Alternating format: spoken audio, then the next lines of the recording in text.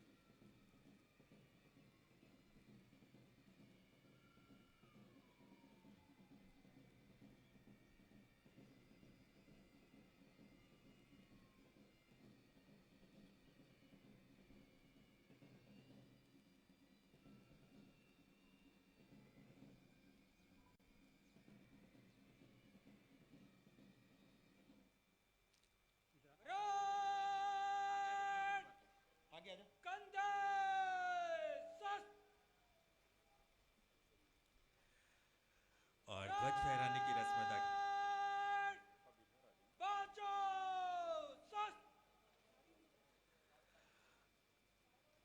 और ये तिरंगे के रंग के झंडे के रंग के 3 गुब्बारे और इसको आकाश में छोड़ते हुए माननीय मुख्य अतिथि महोदय, जोरदार तालियां आप सबकी तरफ से।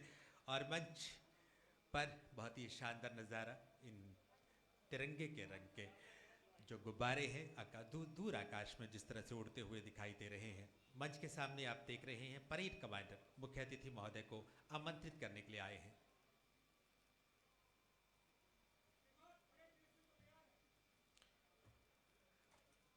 मुख्य अतिथि महोदय ने परेड के निरीक्षण के अनुरोध को स्वीकार कर लिया है। मंच के सामने जो खुली जीप आप देख रहे हैं, इसमें सवार होकर माननीय मुख्यमंत्री महोदय आज के परेड का निरीक्षण करने के लिए तैयार हैं।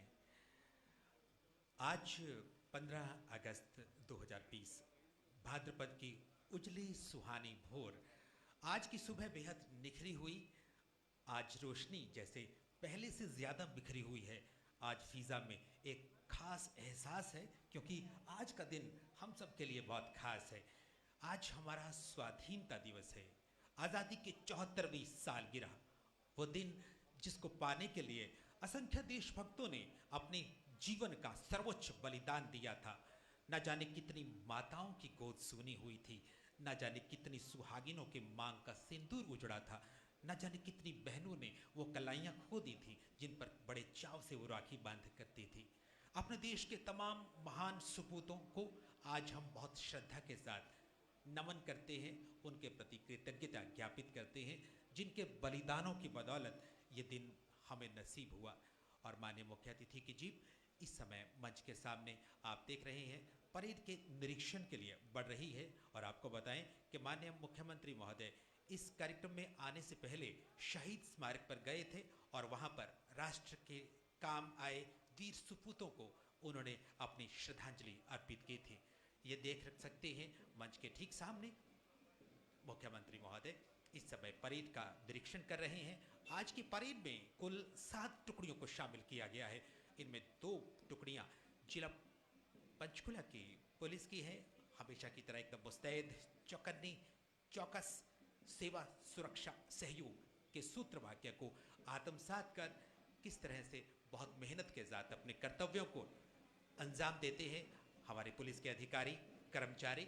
और इसके साथ ही हरियाणा सशस्त्र पुलिस मधुबन की 2 टुकड़ियां भी आज की परेड में शामिल होंगी, जिनकी 5 बटालियन प्रदेश भर में हैं, 3 मधुबन में, 1 हिसार में और 1 अम्बाला में। और इनके साथ ही हरियाणा गृह रक्षा पुलिस की टुकड़ी भी परेड में शामिल है। गृह रक्षा पुलिस एक ऐसी फोर्स जिसका पूरा सहयोग पुलिस बल को, प्रशासन को हमेशा रहता है।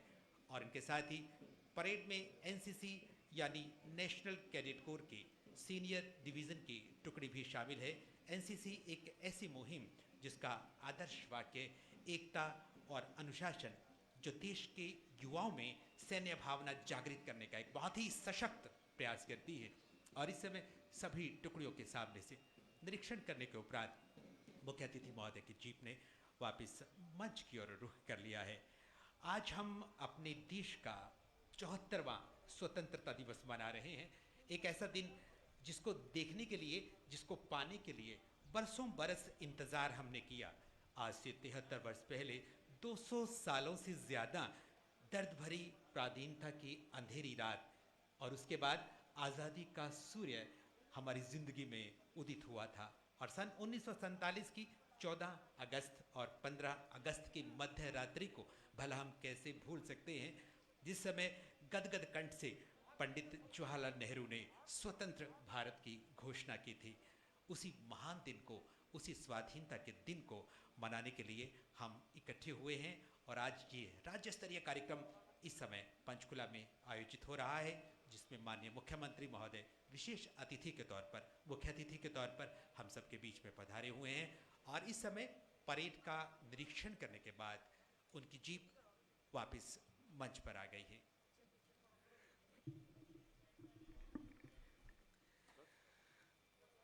और बीच एरिना में आप देख रहे हैं हमारे parade commander Shri Ajit Singh Shekhawat IPS, और इस समय वापस उन्होंने सभी टुकड़ियों की ओर रुख किया है। उनकी कमान के बाद आगे की कार्यवाही आरंभ होगी।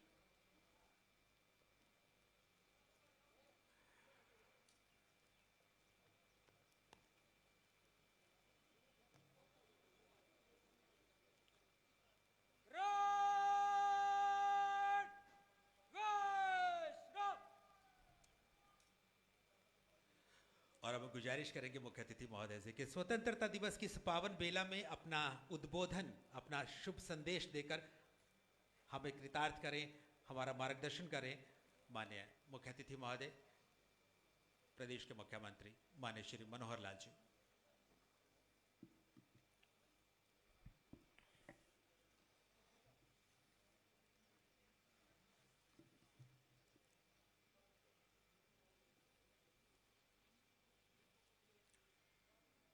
पंचकुला के इस प्रांगण में एकत्रित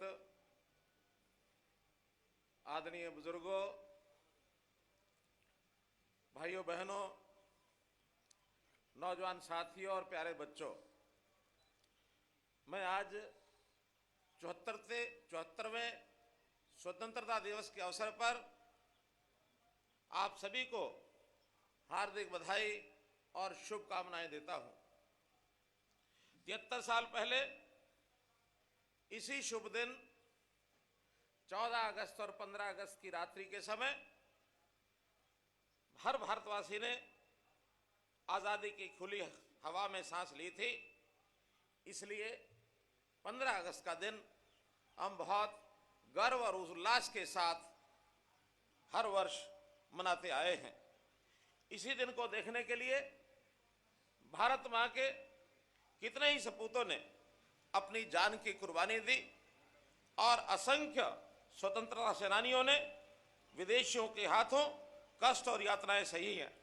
आइए आज हम उनके ही जैसे देशभक्ति, देश प्रेम, साहस व कर्तव्यनिष्ठा और हर कीमत पर आजादी की रक्षा करने का प्रण लें। अब जानते हैं कि गत 18 जून को भी गलवान घाटी में देश की सीमा की रक्षा करते हुए हमारे 20 सैनिक शहीद हो गए थे।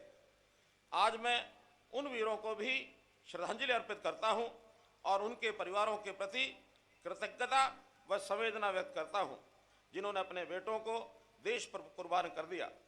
आइए आज हम देश के लिए जान न्यौछावर करने वाले सभी ज्ञात अज्ञात शहीदों को श्रद्धा सुमन अर्पित करें। राष्ट्रकवि रामधारी सिंह दिनकर ने शहीदों को श्रद्धांजलि देते हुए कहा था, जिनकी चढ़ती हुई जवानी खोज रही अपनी कुर्बानी, जिनकी चढ़ती हुई जवानी खोज रही अपनी कुर्बानी, जलन एक जिनकी अभिलाषा, मरण एक जिनका त्योहार, नमन उन्हें मेरा शतबार, नमन उन्हें मेरा शतबार। आज पंचकुला के लिए एक विशेष बात का उल्लेख मैं करना चाहूंगा कि इस जिले की स्थापना भी आज ही के दिन 15 अगस्त 1995 में जो हरियाणा के 17वां जिले के रूप में निर्माण हुआ था, मैं आपको भी जिले के स्थापना दिवस की भी बधाई देता हूं। आपने अपनी मेहनत और सूझबूझ को पंचकुला को विकसित किया है, सुंदर और सुदृढ़ बनाया है। आजादी का यह दिन कई मायनों में अहम है और सबसे अहम इसलिए है कि आजादी के इस जश्न को हम एक महामारी के दौर में मना रहे हैं और इसी कारण आज का ये अवसर बहुत ही औपचारिकताओं को छोड़कर मनाया जा रहा है। आज हमारे बीच में स्कूली बच्चे जो विभिन्न कार्यक्रम करते थे, झांकियां दिखाते थे, आज हम इस महामारी के कारण से उनको अपने बीच में अनुपस्थित पा रहे हैं। कोरोना ने हमारी आज़ादी में कई बंदिशें जरूर लगा दी हैं। हम आज़ाद हैं कुछ बंधनों के साथ, लेकिन इसके बावजूद ये वर्ष और ये आज़ादी की वर्षगांठ विशेष है। कोरोना ने हमारे मुंह मास्क लगा दिया पर हमारे हाथों को नहीं बांधा है। कोरोना ने हमारी रफ्तार को जरूर रोका है पर हमारे हौसलों को नहीं रोक पाया है। इस हौसले को बनाए रखने और इस महामारी को निपटने में अपनी जान की परवाह न करते हुए अनेक कोरोना वॉरियर्स ने मानवता की महान सेवा की है। उसमें डॉक्टर्स, नर्सेज, वॉलंटियर्स, अन्य चिकित्सा स्टाफ, समाज सेवक, पुलिसकर्मी, सफाई कर्मी, आंगनवाड़ी कार्यकर्ता आदि बहुत से ऐसे बंधु शामिल हैं। मैं इस निस्वार्थ सेवा के लिए उन सभी का अभिनंदन करता हूं, धन्यवाद करता हूं।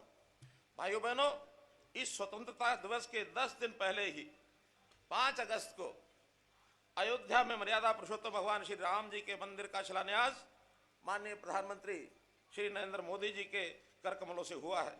इसी के साथ हमारा 500 साल का यह इंतजार भी खत्म हो गया। हमारी शाश्वत आस्था का प्रतीक ये मंदिर आने वाली पीढ़ियों को आस्था, श्रद्धा और सांस्कृतिक उत्थान की प्रेरणा देता रहेगा। इससे ठीक 1 साल पहले 5 अगस्त को ही प्रधानमंत्री जी ने जम्मू कश्मीर से धारा 370 व 35A हटाकर अखंड भारत की दिशा में ठोस कदम उठाया है। धारा 370 हटने से न केवल कश्मीर आजाद हुआ बल्कि इस आजादी से देश भी गौरवान्वित हुआ है। वहीं राम मंदिर बनने से न केवल रामलला, टेंट, तंबू और ताले से आजाद हो गए बल्कि पूरा देश अपनी आस्था के शुरमार अपने आदर्श भगवान श्री राम से मिलने के लिए भी आजाद हो गया है। नई शिक्षा नीति आई। नई शिक्षा नीति को ही आजादी नहीं मिली बल्कि सोचने, समझने और अपने तरीके से शिक्षा ग्रहण करने की हम सबको आजादी मिल गई है। नागरिकता अधिनियम आया। इससे केवल नागरिक होने की पहचान ही नहीं मिली बल्कि अपने ही देश में अपने होकर पराये होने की जो व्यवस्था थी उससे भी हमको आजादी मिली है। साथ ही देश की सुरक्षा में बहुत से नए आयाम भी जुड़े हैं।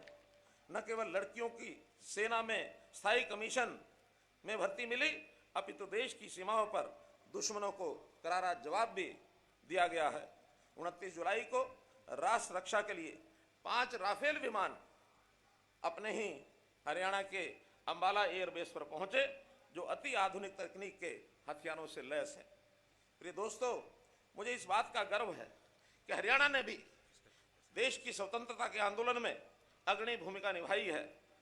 सन 1857 की क्रांति जो अंबाला छावनी से ही शुरू हुई थी, हरियाणा के वीरों ने देश की सीमाओं की सुरक्षा से भी बड़े बलिदान दिए हैं। हमें गर्व है कि आज देश की सेना में हर 10वां सैनिक हरियाणा से है। हमारे सैनिकों ने 1962, 1965 व 1971 के विदेशी आक्रमणों व ऑपरेशन कारगिल युद्ध के दौरान वीरता की नई मिसाल पेश की है। हमारा परम कर्तव्य है कि मातृभूमि के लिए जान न्यौछावर करने वाले शहीदों के परिवारों व उनके आश्रितों की देखभाल करें। इसीलिए हरियाणा सरकार स्वतंत्रता सेनानियों व उनकी विधवाओं को 25,000 रुपये मासिक पेंशन देती है। हमने युद्ध में शहीद सैनिकों के परिवारों के लिए अनुग्रह राशि बढ़ाकर 50 लाख रुपया कर दी है। वीर गति को प्राप्त होने वाले हरियाणा के शहीदों के 320 आश्रितों को सरकारी नौकरी दी है। प्रिय प्रदेशवासियों, आज मेरा स्वतंत्रता दिवस अवसर पर ध्वजारोहण का ये छठा अवसर है। पिछले 5.5 वर्षों में हमारी कार्य करने की प्रेरणा का एक ही केंद्र बिंदु रहा है और वह है कि कैसे अपने समय का एक एक क्षण, एक एक पल प्रदेश की जनता की सेवा में लगाया जाए। हमारी सरकार एक स्पष्ट लक्ष्य को लेकर के आगे बढ़ रही है और यह विषय है व्यवस्था परिवर्तन का। जिन कामों के बारे में पहले लोग कहा करते थे कि ये तो नहीं हो सकता, या कहते थे ये तो ऐसे ही चलेगा, हमने उस व्यवस्था और मानसिकता दोनों पर चोट करते हुए उसे बदलने का बीड़ा उठाया है। राजनीतिक आज़ादी तो हमें साल 1947 में मिल गई थी, लेकिन 7 दशकों में भी सरकारें प्रशासनिक जकड़नों से निजात नहीं दिला पाई। जब इन रूढ़िवादी व्यवस्थाओं पर बदलाव की सोच के साथ हमने चोट की, उन कमियों को रेखांकित कर बदलने का निश्चय किया, तो यथास्थितिवादी लोग उसे घोटाले की संज्ञा देने लगे। समस्या को हमने समझा, उसे बदलने के लिए कदम हमने उठाए, बिचौलियों को हमने गिरफ्तार करवाया। तो ये घोटाला कैसे हो गया? जब हमने ही कमी को पकड़ा है और हम ही उसे दुरुस्त कर रहे हैं, तब फिर इससे तो बुनियादी सुधार की संज्ञा दी जानी चाहिए, न कि घोटालों की। पिछले कार्यकाल से ही हमने व्यवस्था परिवर्तन कर सुशासन प्रदान करने के लिए ई गवर्नेंस के जरिए गुड गवर्नेंस, इसका रास्ता और भ्रष्टाचार के प्रति जीरो टॉलरेंस की ये नीति अपनाई है। इसके लिए अधिकतम सरकारी योजनाएं और सेवाएं उनको हमने ऑनलाइन किया है। साल 2014 में कार्यभार संभालने के बाद एक दृढ़ निश्चय किया था कि चाहे कुछ भी हो, सरकारी नौकरियां तो मेरिट के आधार पर ही पारदर्शी तरीके से ही मिलेंगी, और ये हमने करके दिखाया। इसकी सफलता पर कई सवाल उठाए गए, संदेह किया गया, लेकिन हमने 75,000 से अधिक नौकरियां मेरिट के आधार पर दी।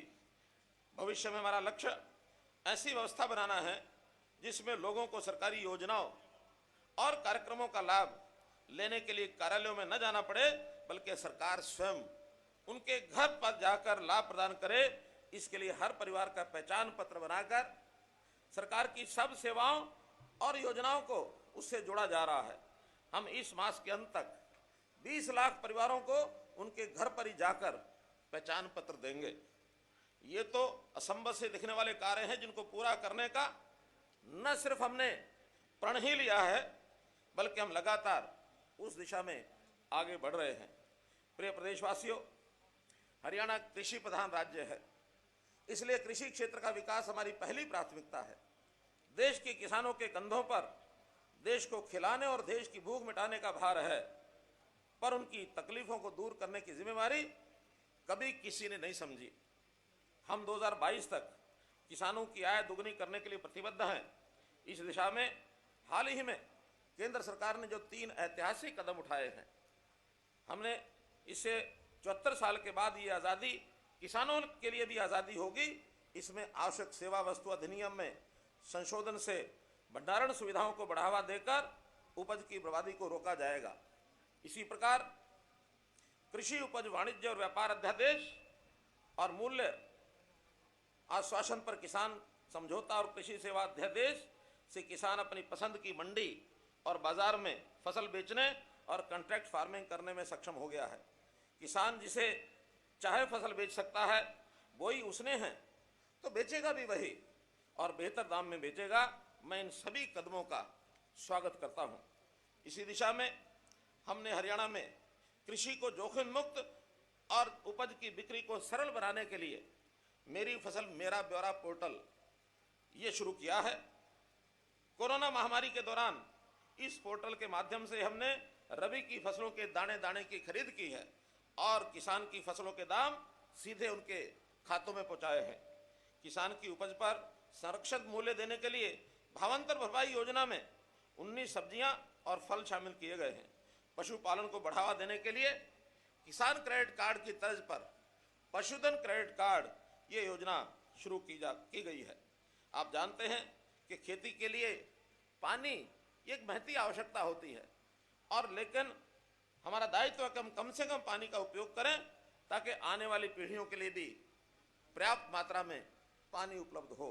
हमने धान का रकबा कम करने व कम पानी से उगने वाली फसलों को बढ़ावा देने के लिए मेरा पानी मेरी विरासत ये योजना लागू की और इसके तहत किसानों को 7,000 रुपया प्रति एकड़ की वित्तीय सहायता ये दी जाएगी। कोई कुछ भी कहता रहे, अलग अलग हिसाब से इसे धानबंदी का नाम देकर चाहे राजनीति करता रहे, लेकिन हमने ये संकल्प किसानों और उनकी आने वाली पीढ़ियों के भविष्य को बचाने के लिए लिया है। हम इसे उनकी सहमति से ही पूरा भी करेंगे। हमने सिंचाई के लिए कई अन्य महत्वाकांक्षी ये योजनाएं बनाई हैं। जो पानी, गंदा पानी, उसको साफ करके हम लोगों ने उसका रीयूज, पुनः प्रयोग करने के नए नए प्रयोग उठाए हैं। और लघु सिंचाई और उसमें माइक्रो इरिगेशन, सूक्ष्म सिंचाई, इस नाते से कई प्रयोग किए जा रहे हैं। इससे भी किसान को लाभ होगा, पानी भी बचेगा। अब तक देश कृषि प्रधान देश तो था, लेकिन किसान प्रधान कभी नहीं रहा। अब किसान प्रधान भी होगा और उसका सम्मान भी होगा। साथियों, एक दूसरा वर्ग भी है जो उतना ही हताश, निराश और परेशान था, जिसके लिए आज़ादी न तो कभी आई और न ही कभी उन्हें दी गई। वो वर्ग है कर्मचारी वर्ग। ये वर्षगांठ उनके लिए भी आज़ादी लेकर आई है। रोजगार की दिशा में हमने युवाओं को योग्यता के आधार पर पारदर्शी तरीके से लगभग 75,000 नौकरियां दी हैं। हमारे युवा अब नौकरियों के लिए सिफारिशें ये तलाशते नहीं फिरते, बल्कि प्रतियोगी परीक्षाओं की तैयारी में कड़ी मेहनत करते हैं। इसी का परिणाम है कि अभी जो आईएएस की परीक्षाएं हुई, उनमें अपनी प्रतिभा से उन्होंने देश का नाम रोशन किया, प्रदेश का नाम रोशन किया। इस साल इसके परिणामों में प्रदेश के 25 युवा ये सफल रहे हैं। यही नहीं, हरियाणा के प्रदीप मलिक ने पहला और हिमांशु जैन ने चौथा स्थान प्राप्त किया है। मैं इन सभी 25 युवाओं और उनके परिजनों को हार्दिक बधाई देता हूं। रोजगार प्राप्त करने से पहले जो बेबस थे, हमने उन्हें आज़ादी दी। पर्ची खर्ची के द्वारा नौकरी पाने से आज़ादी, अपनी योग्यता के दम पर आगे बढ़ने और स्वाभिमान से काम करने की आज़ादी। मित्रों, अपनी पसंद की जगह जाने और वहां काम करने की आज़ादी भी उनको ऑनलाइन ट्रांसफर पॉलिसी से दी गई है। पूर्व में कर्मचारियों को कठपुतली बनाकर व्यवहार किया जाता था, परंतु अब ईमानदार कर्मचारी आज़ादी की सांस ले रहे हैं। कृषि क्षेत्र के साथ साथ उद्योग भी हमारी अर्थव्यवस्था का आधार है। रोजगार सृजन में भी उद्योगों की अहम भूमिका होती है। इसलिए हमने प्रदेश का संतुलित औद्योगिक विकास सुनिश्चित करने के लिए उद्यम प्रोत्साहन नीति लागू की, जिसके अच्छे परिणाम आए हैं। अब हम नई उद्यम प्रोत्साहन नीति 2020 तैयार कर रहे हैं। हम कोरोना महामारी के दौर में प्रधानमंत्री जी के वोकल फॉर लोकल नारे को आधार बनाकर आत्मनिर्भरता की ओर कदम बढ़ा रहे हैं। प्रदेश को उत्पादन का हब बनाने के लिए बहुराष्ट्रीय कंपनियां हरियाणा में अपना कारोबार बढ़ा रही हैं। हमने सूक्ष्म, लघु और मध्यम उद्योगों को बढ़ावा देने के लिए राज्य में अलग से एमएसएमई विभाग का गठन किया है, क्योंकि एमएसएमई न केवल अर्थव्यवस्था को मजबूत आधार देते हैं, बल्कि युवाओं को रोजगार के अवसर भी उपलब्ध कराते हैं। निजी क्षेत्र में हरियाणा के युवाओं को 75% हिस्सेदारी देने की व्यवस्था भी हमने बनाई है। अब हम प्रदेश के युवाओं को प्राइवेट सेक्टर के साथ मिलकर रोजगार प्रदान कर रहे हैं।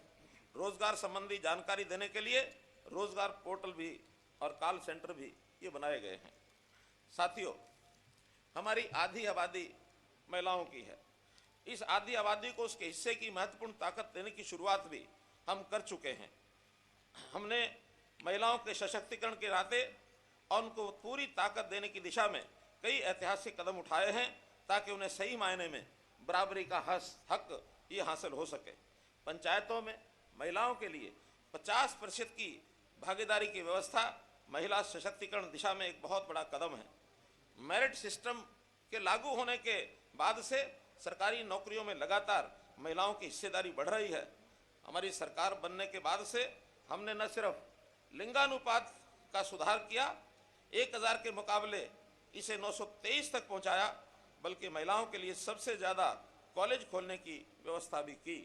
प्रदेश में हमारे आने के बाद 66 नए कॉलेज खोले गए हैं, जिनमें 42 लड़कियों के लिए हैं। महिलाओं को शिक्षा प्राप्त करने के लिए आने जाने की समस्या, कॉलेजों की दूरी सबसे बड़ी बाधा रही है, जिसे जल्द ही दूर करने का ये प्रयास किया जा रहा है। फ्री सैनिटरी नैपकिन बांटने की जो व्यवस्था शुरू हुई है, ये महिलाओं को स्वस्थ और सशक्त बनाने में कारगर होगी, ऐसा मेरा विश्वास है।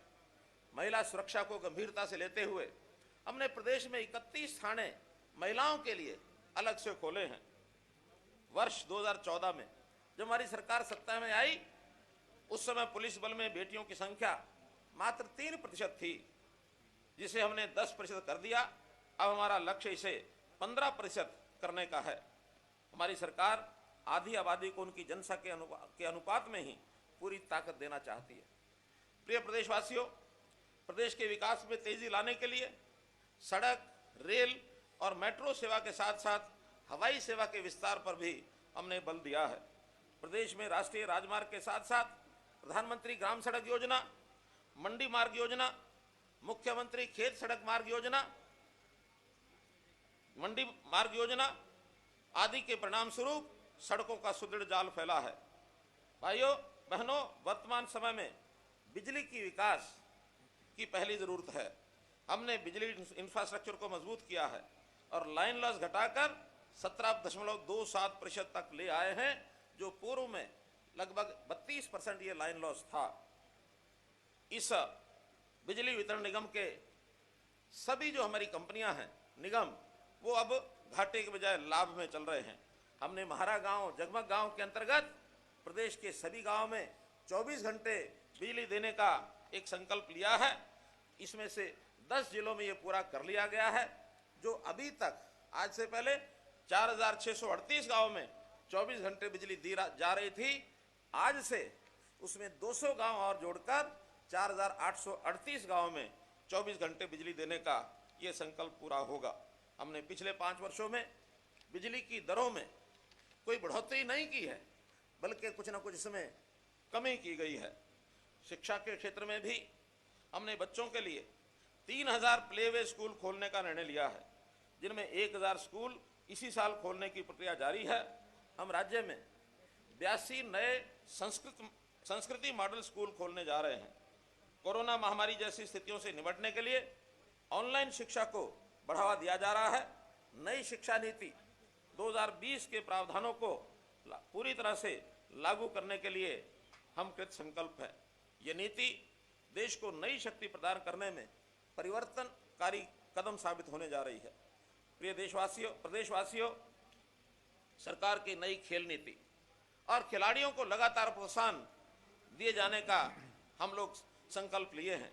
हरियाणा के खिलाड़ियों ने अंतर्राष्ट्रीय प्रतियोगिताओं में पदकों की झड़ी लगाकर देश का नाम रोशन किया है, वहीं प्रदेश का भी नाम रोशन किया है।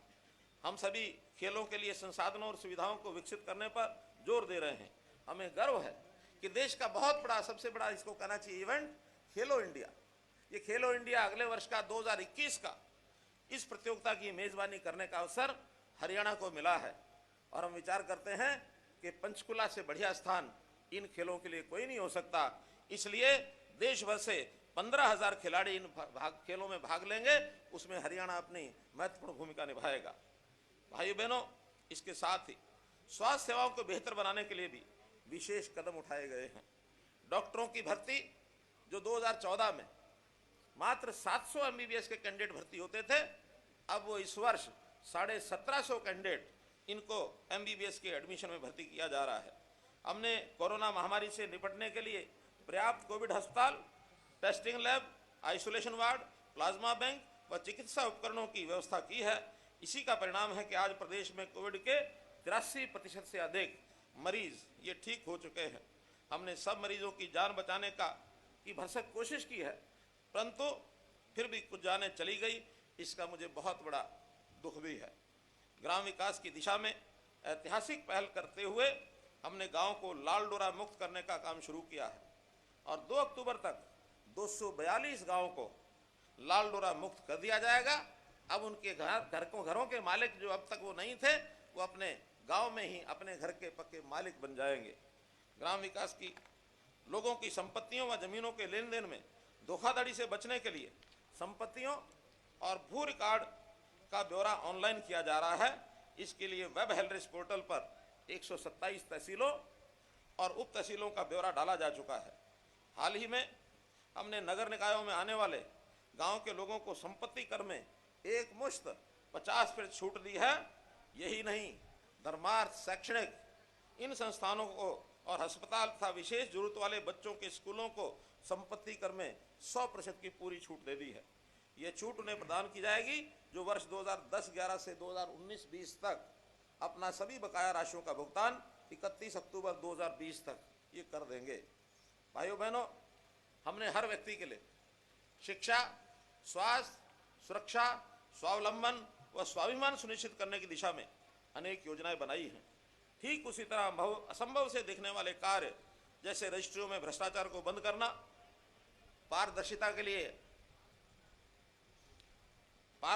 लिए सख्त कदम उठाना, बीपीएल परिवारों के राशन व्यवस्था में ठगी को बंद करना, हरियाणा के हजारों गांवों को लाल डोरे से मुक्त करना, मुख्यमंत्री परिवार समृद्धि योजना के तहत 6 लाख से ज्यादा परिवारों को सीधी सहायता पहुंचाना और हर हरियाणा वासी का परिवार पहचान पत्र बनाकर उसे सामाजिक सुरक्षा के दायरे में लाना, सभी कार्य सुनिश्चित किए गए हैं। मुख्यमंत्री विवाह शगुन योजना, अंबेडकर मेधावी छात्र योजना, अंत्योदय योजना आदि द्वारा गरीबों को लाभ दिए जा रहे हैं। इस वर्ष हमने सुशासन का संकल्प लिया है। ये वर्ष सुशासन संकल्प वर्ष ये मनाया जा रहा है। जंजीरें केवल गुलामी की, अंग्रेजों की नहीं थी, बल्कि एक मानसिकता की भी थी जिसने देश को आगे नहीं बढ़ने दिया। सत्ता को शासन का जरिया बनाकर रखा, कभी जनता की सेवा का ख्याल नहीं रखा। हमें इस मानसिकता से भी देश को आज़ाद करना है। हम सुशासन शब्दों से, कागजों से और बातों से नहीं लाएंगे, बल्कि सुशासन समाज को संकल्प से और सभी को साथ लेकर लाएंगे। इस ऐतिहासिक दिवस पर जब हम अपना स्वतंत्र दिवस मना रहे हैं, तो आइए राष्ट्र की एकता और अखंडता को बनाए रखने तथा देश के नवनिर्माण के लिए मिलकर काम करने की शपथ लें। इस पावन अवसर पर मैं फिर से एक बार भारत के स्वतंत्रता संग्राम के शहीदों को श्रद्धांजलि अर्पित करता हूं और हरियाणा के कर्मठ लोगों के उज्जवल भविष्य की कामना करता हूं। जय हिंद, जय हरियाणा। बहुत बहुत आभार माननीय मुख्यमंत्री महोदय आपका इस ऊर्जा से भरे, इस प्रेरणा से भरे वक्तव्य के लिए, उद्बोधन के लिए।